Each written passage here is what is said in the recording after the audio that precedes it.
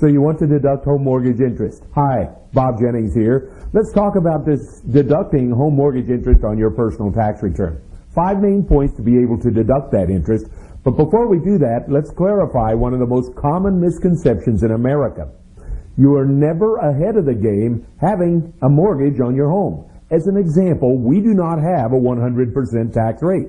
If you pay $1,000 interest on your home mortgage, the highest tax rate currently in the United States is 35%, which means the most that you can save out of that $1,000 is $350 on your tax return, so you'll still be out $650 out of pocket in cash. All right, so now that that's out of the way, point number one to deduct your home mortgage. Point number one is that the home has to be legally secured by the loan. The loan has to be attached to the home, legally filed with the courthouse. Now, what does this mean?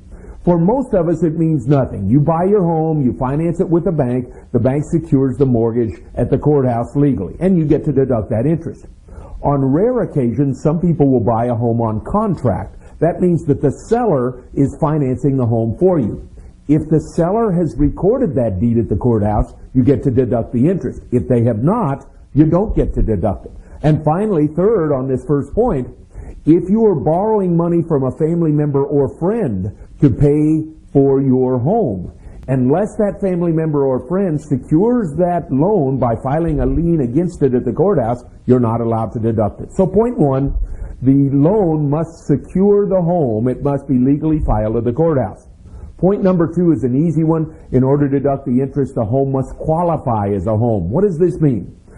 Things like homes, RVs, boats, motorhomes, anything that has eating, sleeping, and restroom facilities and that is your primary place of residence will qualify as your home. So point two, eating, sleeping, and restroom facilities, and nearly anything qualifies, again, including RVs and boats. All right. Point three, you must make the payments. Well, that seems to make sense to just about everybody, but what's an example of why I wouldn't be making the payments? What if, as a gift, your parents decide to make home payments for you? Well, since you did not make the payments, they're not allowed to deduct the interest, nor are you. Why can't you deduct it? You didn't make the payments. Why can't they deduct it? Because the loan is not in their name to secure your home. So it would be better in that situation for parents to give the homeowner the money as a gift and then the homeowner make the payments. So point three, the point three is that you have to physically make the payments.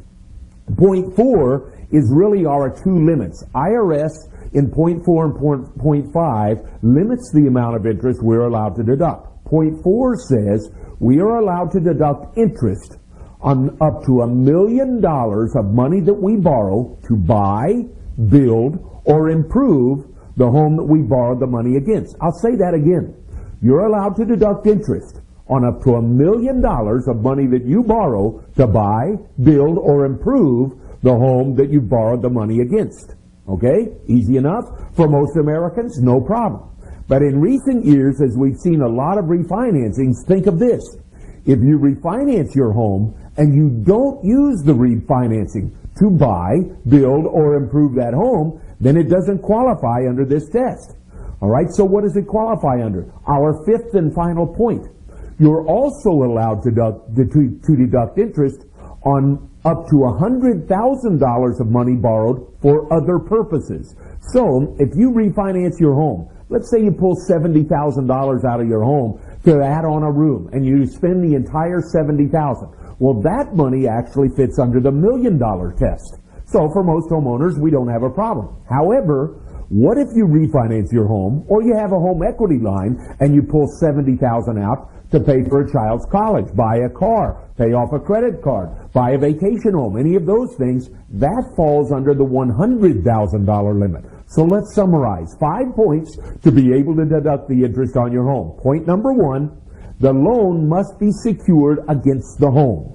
Point number two, the home has to qualify as your residence with eating, sleeping, and restroom facilities.